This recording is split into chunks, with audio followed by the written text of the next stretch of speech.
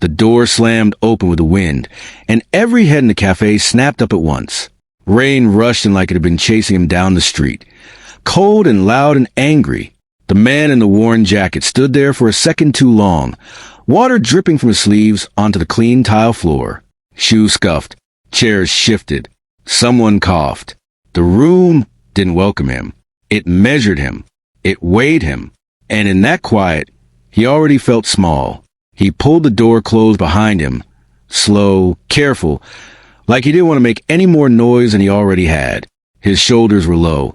His back bent just enough to look tired. His eyes moved around the room, not searching for a seat, but searching for permission. The kind of permission you don't ask for with words. The kind you ask for with silence. At the counter, Amara was wiping down a table. The cloth moved in slow circles, like she was trying to smooth out the whole day, not just the wood. She had been on her feet since sunrise, her legs aching, her smile practiced. But when she saw him, she stopped. Her hand froze in the middle of a wipe. She noticed a pause in his step, the way he stood between inside and outside, like he wasn't sure which one he belonged to. The manager saw him too. The man's voice cut through the cafe like a knife through cloth. We don't serve people who can't pay. Every sound died. Even the coffee machine went quiet, like it didn't want to be part of this. The man in the jacket flinched, just a little, enough for everyone to see it. He reached into his pocket and pulled out a few crumpled bills. They looked old, soft from being folded too many times.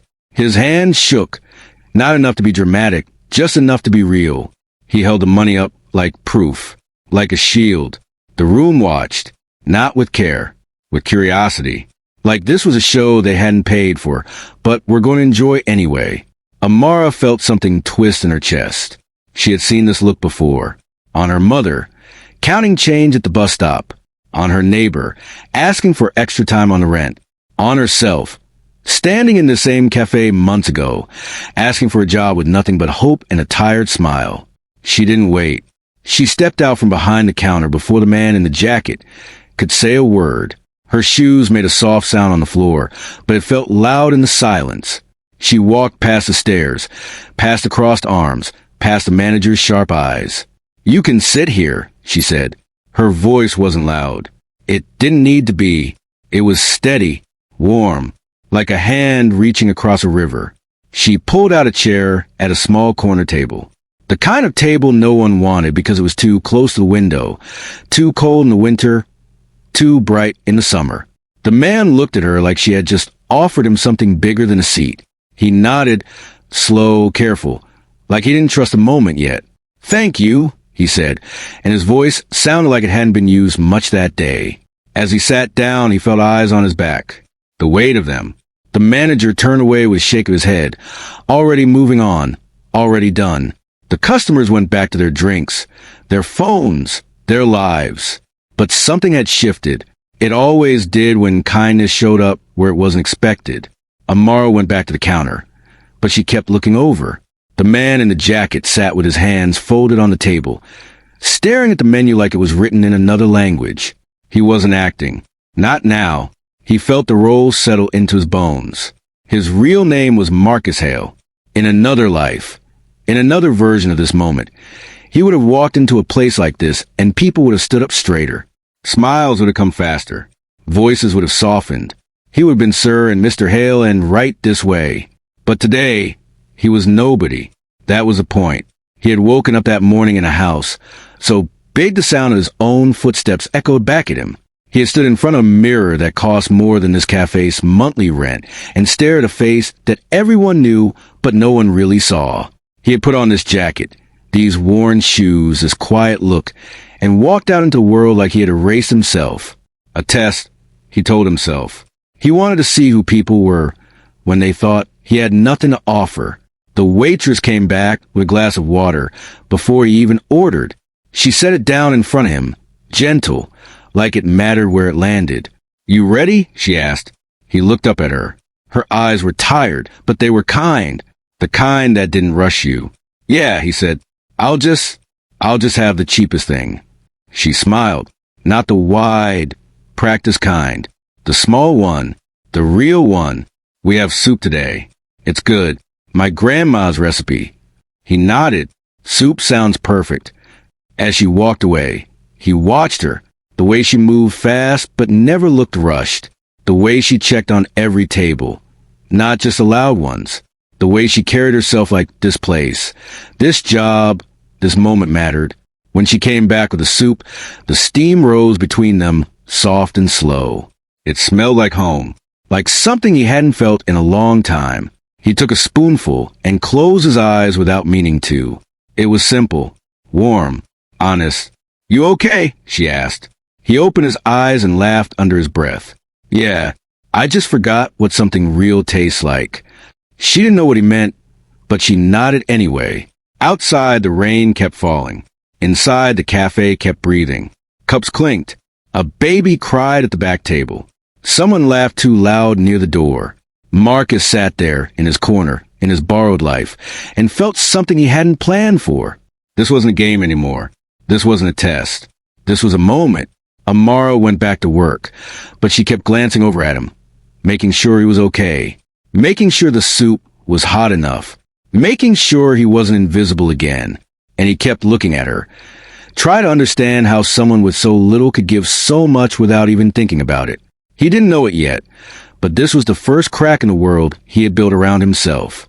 The first moment where his money, his power, his name meant nothing at all. All that mattered was a chair in a corner, a bowl of soup, and a waitress who saw a man instead of a role. The rain didn't stop.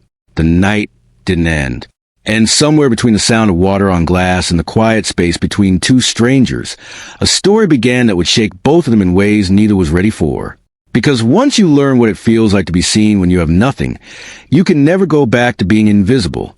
The bell above the cafe door rang again the next morning, soft but sharp in the quiet hour before the rush, and Marcus stepped inside like he had learned how to disappear.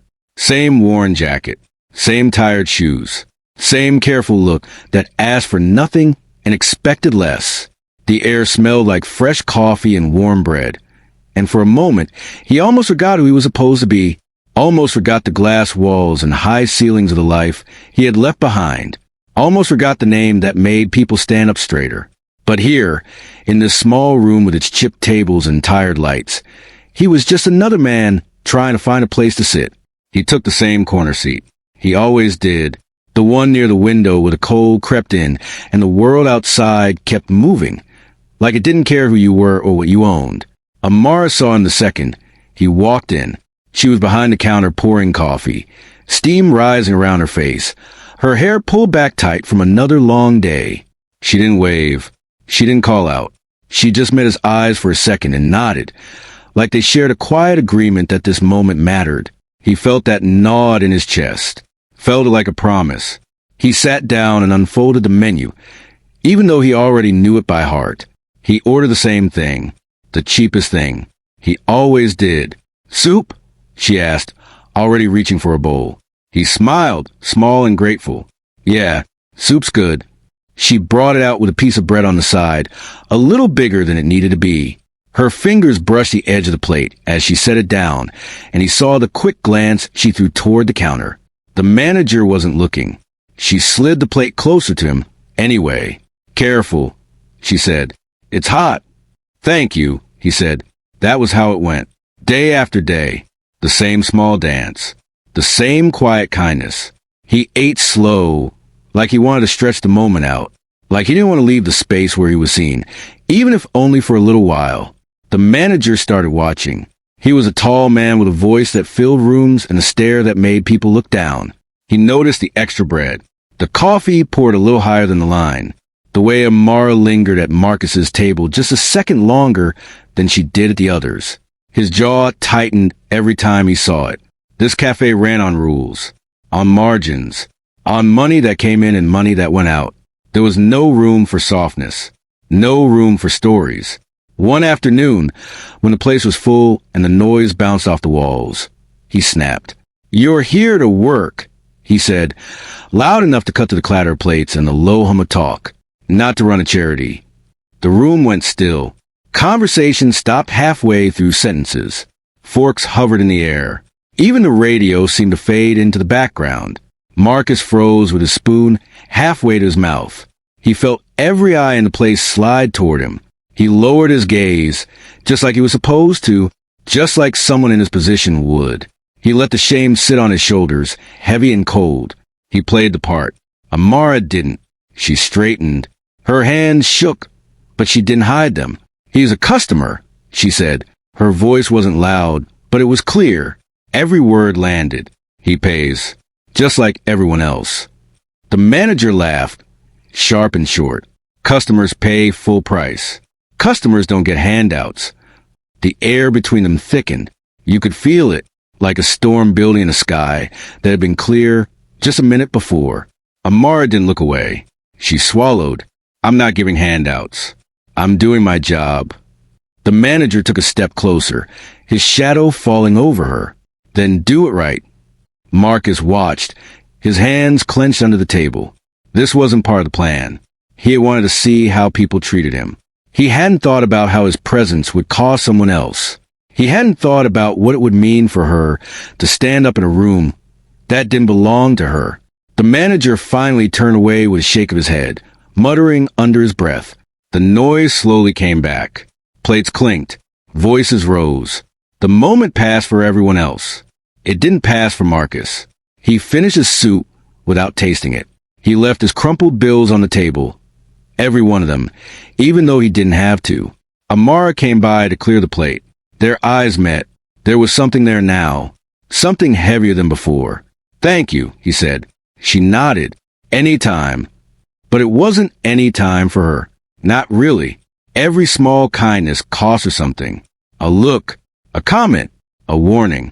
He saw it in the way the manager watched her more closely now, in the way she moved faster, quieter, like she was trying not to take up too much space.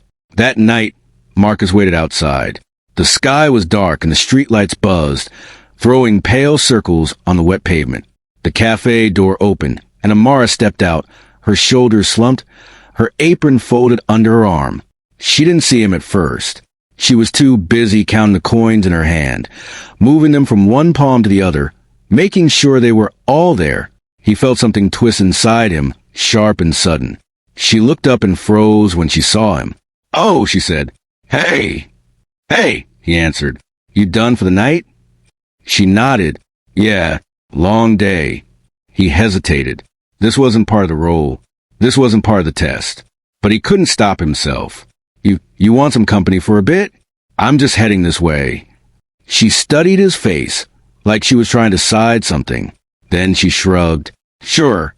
They walked side by side down the street.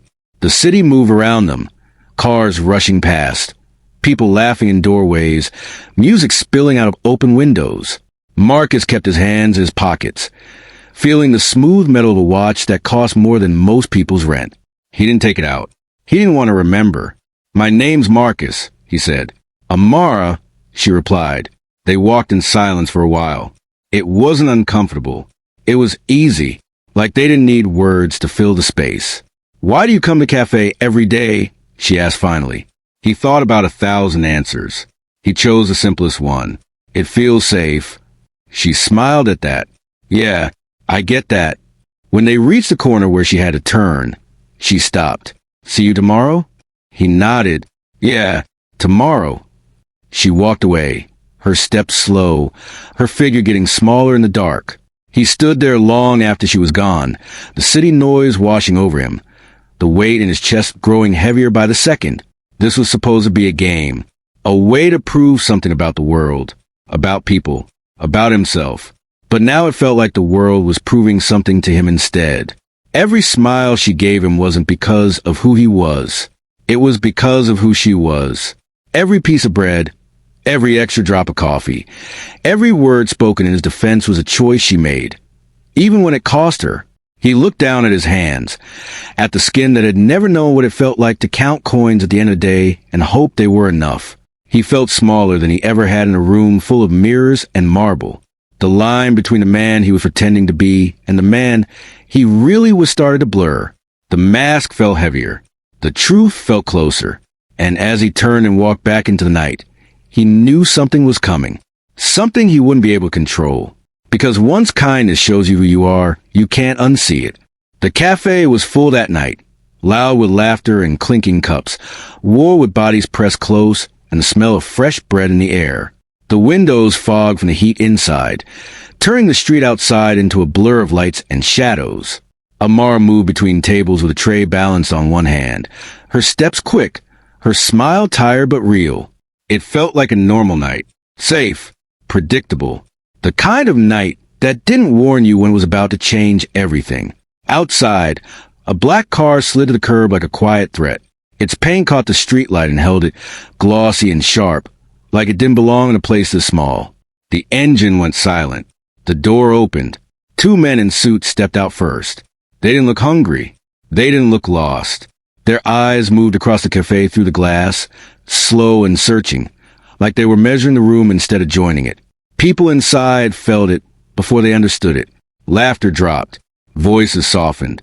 A couple at the front table leaned back in their chairs without knowing why. The door opened. The suit stepped in and the air changed.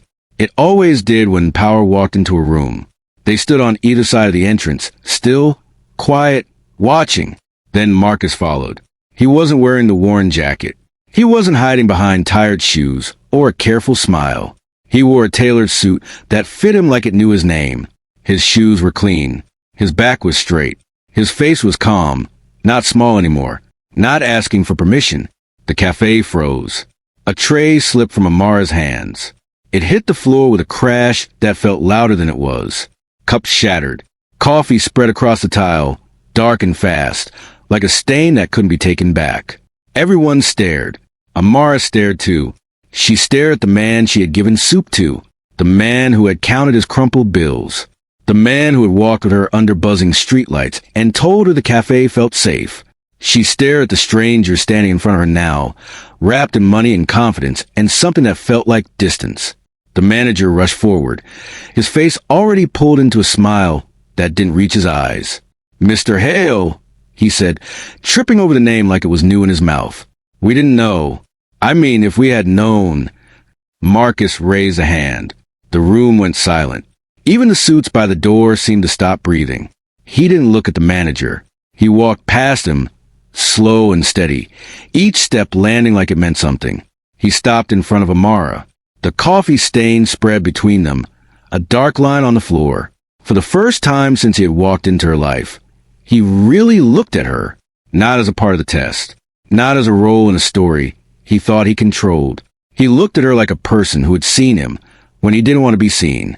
"You were kind to me," he said softly, "when you thought I had nothing." His voice wasn't loud, but it carried. It filled the space between every table, every chair, every waiting breath. Amara swallowed.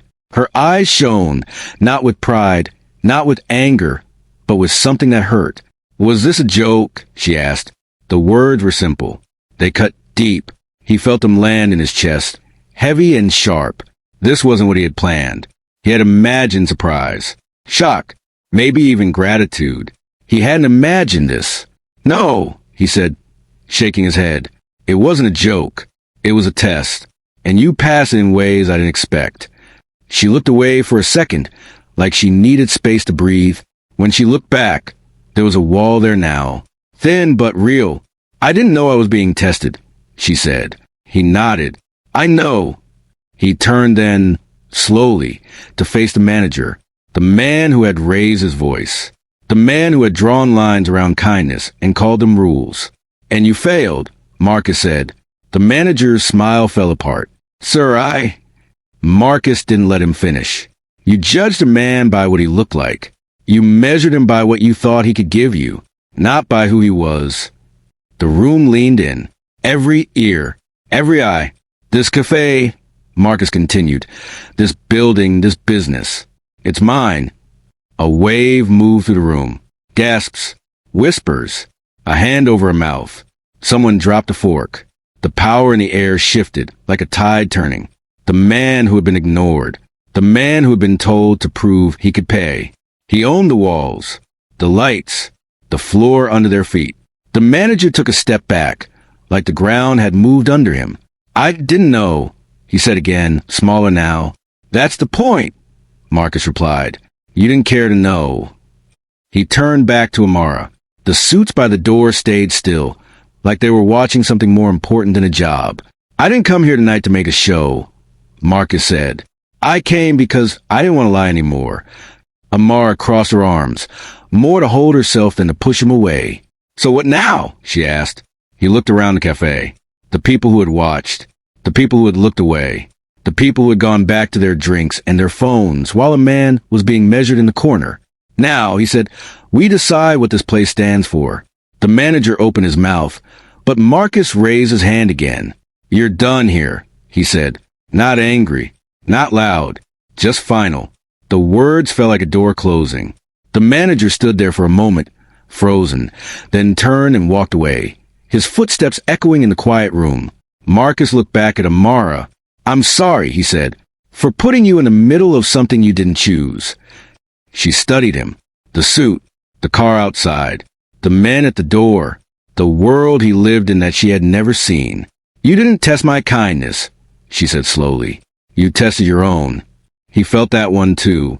They stood there, facing each other, with the cafe holding its breath around them. He wanted to say something that would make it right, something that would smooth over the crack. He had put in her trust. But some things don't smooth over. Some things change shape. "I don't know what you see when you look at me now," he said, "but I know what I see when I look at you." She didn't answer. The suits shifted by the door. The streetlight outside flickered. The coffee stain on the floor dried, leaving a mark that wouldn't go away with a simple wipe. Marcus took a step back. He reached into his pocket and pulled out a card. He set it on the table nearest to her, not pushing it toward her, just leaving it there. "If you ever want to talk," he said, "not as a waitress, not as a test, just as you." She looked at the card, then at him. He turned and walked toward the door. The suits followed. The black car waited. As the door closed behind him, the noise in the cafe came back, slow and unsure. People started talking again, but it wasn't the same. It never is after something real walks through a room. Amara stood there, the card in her hand, her heart loud in her ears. Outside, Marcus paused before getting into the car. He looked back at the fog window, at the small place that had shown him a version of himself he didn't know he had lost. The mask was gone. What was left felt heavier than any suit he had ever worn. And as the car pulled away into the night, both of them knew this wasn't the end of the story. It was a moment everything finally became real. Morning came in soft and slow, like it didn't want to wake the cafe too fast. The rain had stopped sometime in the night, leaving the street clean and shining, the kind of shine that makes everything look new even when it isn't. Sunlight slipped through the front window and laid a thin, golden line across the floor, right where the coffee stain had been the night before. The mark was gone now, wiped away, but the feeling it left behind still hung in the air. The cafe door opened with its familiar bell, and people stepped in like they always did. Same tables, same chairs, same smell of fresh bread and hot coffee. But something had changed. They felt it, even if they couldn't name it. Amara stood behind the counter, not in the same place she had always stood, just a little closer to the center now, a little taller. Her apron was clean, her hair tied back, her eyes steady. The manager's desk was empty, his chair pushing like it had never been used. No sharp voice cut through the room. No order snapped across the air.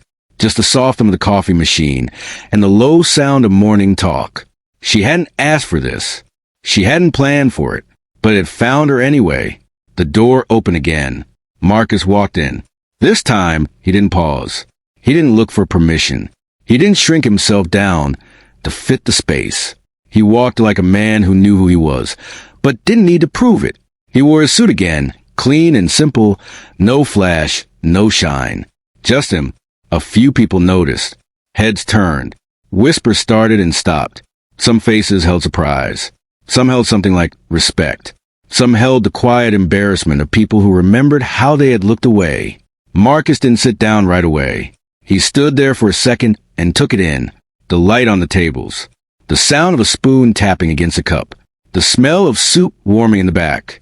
This small place that had shown him a big truth. Then he went to the same corner table. The cold spot by the window. The place where he had been nobody. Amara saw him and felt her chest tighten.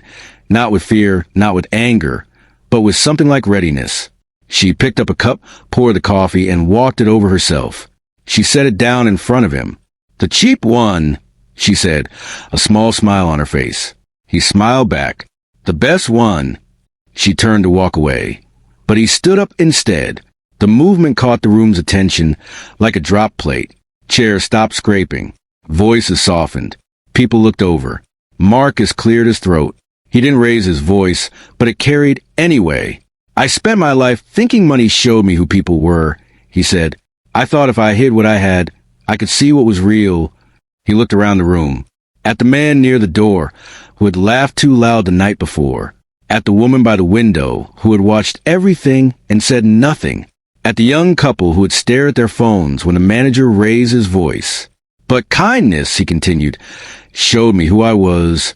The word sat in the air, simple and heavy. He turned to Amara. "You didn't see my suit. You didn't see my name. You didn't see my money. You saw a man who needed a seat, a meal, a moment of being treated like he mattered." Amara felt her throat tighten. She crossed her arms, not to protect herself this time, but to hold in everything she felt. "I don't have a check to give you," Marcus said. "I don't have a speech that makes it right. All I have is this." He stepped closer and held out his hand.